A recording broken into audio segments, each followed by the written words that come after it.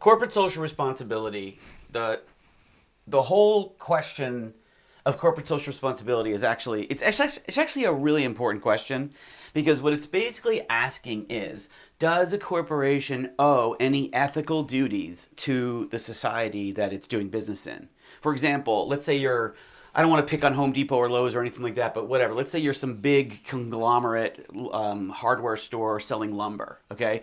And you know that the lumber industry is deforesting and it's overcutting or something like that. But they're still inside the legal boundaries, okay? Do you, as a seller of lumber, have any duty to say, you know what, we should be looking out for the forests.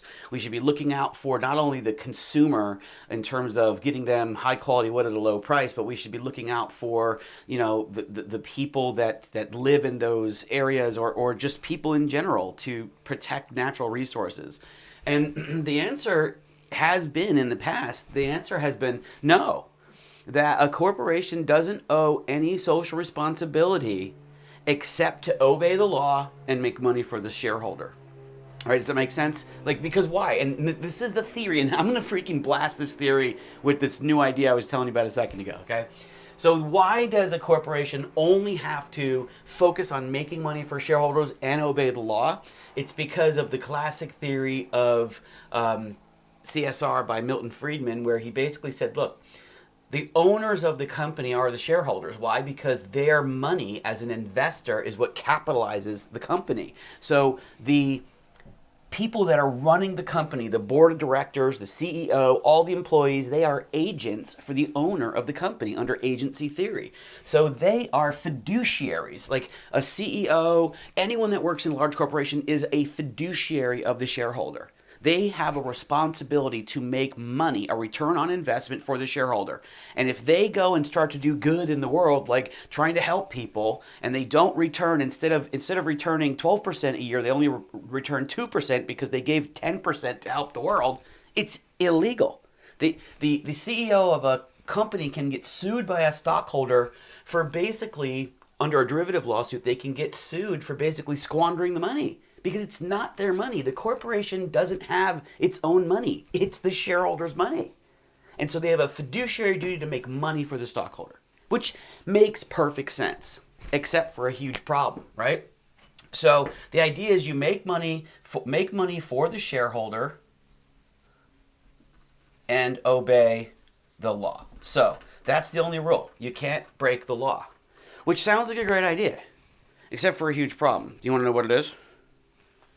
The problem is that over time, because we have viewed business as a game, we have viewed business as this open-ended competition for resources where the billionaires win and whoever gets to the top, that's the goal of life in our culture. What has happened is we have violated the principle of stockholder theory by lobbying to change the law in the benefit of the company.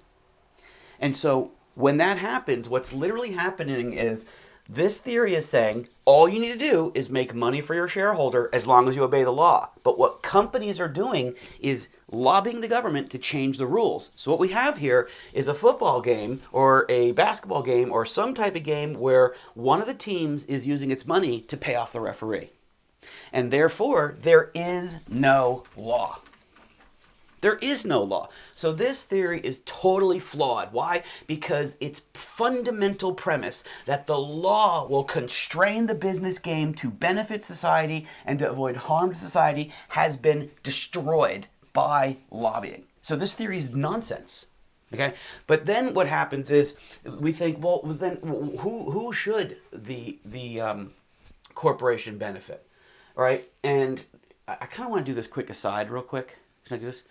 And so Joseph Campbell talked about this. Joseph Campbell was a mythologist who he came up with the concept of the hero's journey, or at least developed it further, and it was used by George Lucas in the development of Star Wars. And so he knows a lot about society and its deeper mythological underpinnings. And he said there's basically four different, you can't really see because I'm in front of it. There's four different things that control the society, okay? Four different institutions. And he said you have the government, okay, the church, the schools, and commerce or business. Okay, and so the idea was that Business can make a lot of money, no problem, because it'll be constrained by the government rules. It'll be constrained by the ethics developed by the church, and the whole system rests on, the education of students through schools.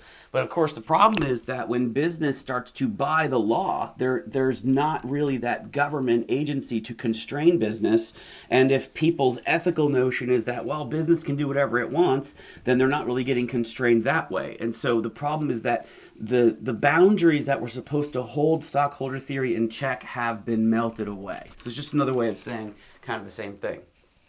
Which leaves us with this idea of stakeholder theory, which is to say that a business has a social responsibility not just to the shareholder, but to all stakeholders, which is everyone involved in business operations. So the employee, the suppliers, the customer, the local government, the wider group of government and society, and the shareholders too. And so the idea is that you can't just obey the law. You can't just make money for the shareholder. You've got to also do things that benefit the stakeholders, right? And so then you need some sort of ethical approach to that, and it's kind of not really certain what is that. And the reason there's a problem is there's a competing interest. So one set of stakeholders, the customer wants lower prices, okay? But another set of stakeholders, the employees, wants higher wages.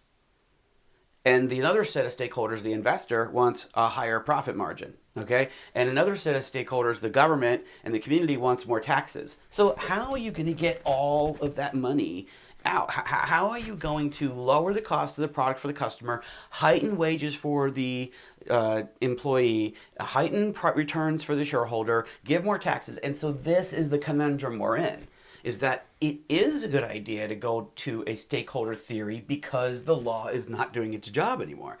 But it's very difficult to balance out all of these interests. And so I think, kind of like what we have to do as a business ethics class or as students is kind of figure out what is the concept or what is the decision-making approach that will allow us to maximize return on investment for these people, but also minimize the harm on all these people. And that's the basic tension. That's the basic set of theories, the two basic theories. Does that make sense?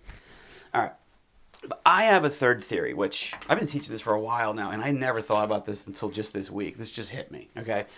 And I think this is really interesting, because the question is this: what responsibility does a corporation owe to society, right? Corporate social responsibility, right? What do they owe to society? And this freaking hit me just the other day, and this is what I realized. I've never seen anybody talk about it. It's got to be out there, but I've never seen it talked about, okay? What is the fundamental duty that a corporation owes to society, and why does it exist? And I'm going to tell you right now, my theory is going to be something called implied consent theory, something like that. And I'm going to tell you why. So every corporation has limited liability. You know this because you own corporations, right? You have a couple. So every corporation has limited liability because that's the law says we're going to allow you to create a piece of paper, a corporation that can own property, hire people, and make money. And that's what a corporation is. It's a piece of paper that it's a legal entity that exists only in contemplation of law, right? And you can't sue the stockholders unless there's a pierce the veil type of thing, because that's the whole point. And so right there, here's what happens.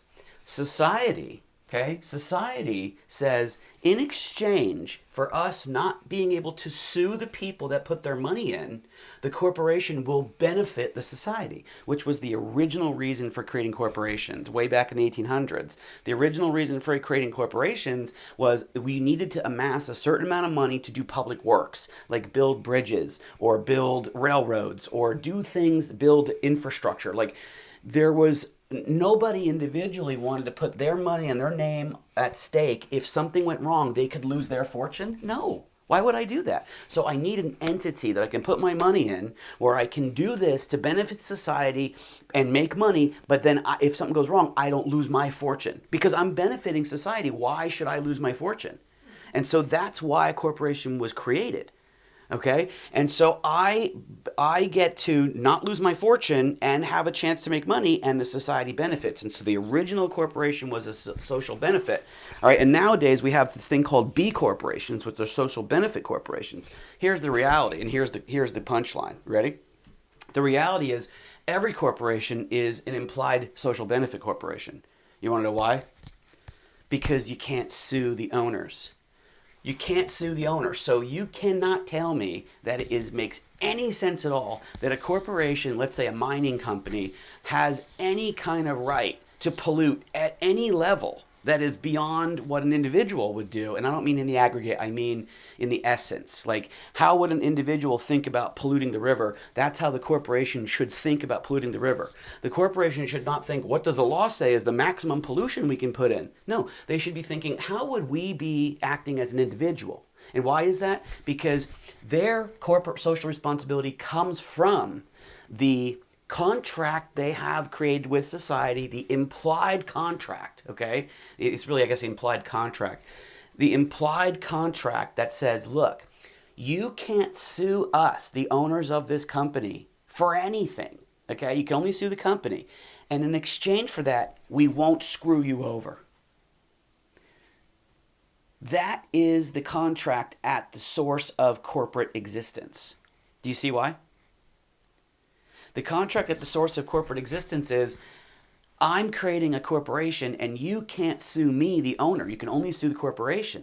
Okay? So in exchange for that limited liability, I, the owner of the corporation, agree not to screw up your society. Does that make sense? Mm-hmm. That's the freaking reason why corporations have social responsibility. And none of the theorists that I've read even talk about that. I mean, again, maybe I'm going to look ignorant because they have and I didn't see it. And then, well, then I guess I get to learn. But to me, it's not about stockholder theory that they're a fiduciary. It's not about stakeholder theory that everybody's interested. No, it's about the fundamental creation of a corporation, which is to say, I am going to acquire limited liability in exchange for benefiting you. Or in the reverse, I'm going to benefit you in exchange for limited liability. That's where it came from. So when we have these corporations that are, contemplating maximizing profits and, doing all these harms, they're fundamentally violating the implied contract they have with society from their inception. That's my thoughts. That's it.